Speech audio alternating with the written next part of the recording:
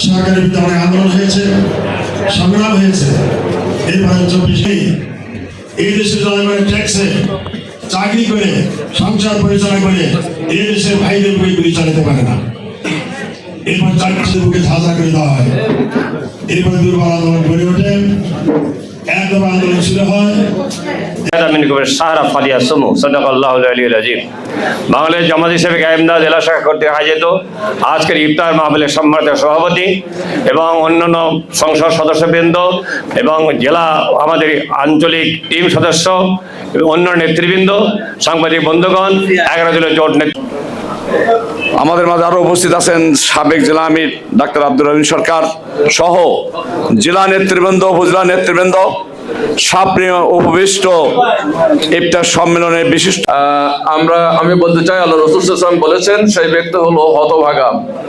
যে ব্যক্তি একটা রমজান মাস পেল কিন্তু রমজান রোজা করার মাধ্যমে তার গুনাহগুলোকে মাফ করে নিতে পারলো না, সে হলো দুর্ভাগা, হতভাগা।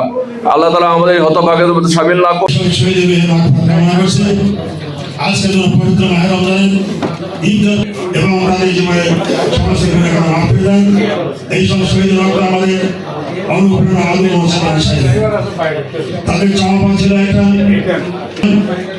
একটি মানবিক বাংলাদেশ গঠন করা। এখন আমরা লক্ষ্য করছি হচ্ছে এখনো দাঙ্গা হামলা এখনো আছে।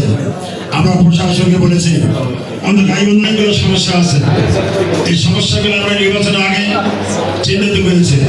এখানে কোনো ভালো শিক্ষা প্রতিষ্ঠান নাই।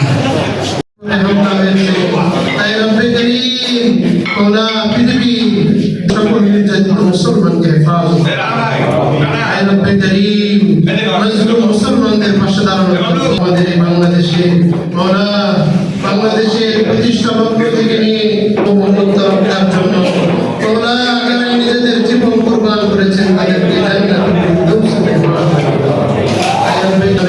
পাখির মধ্যে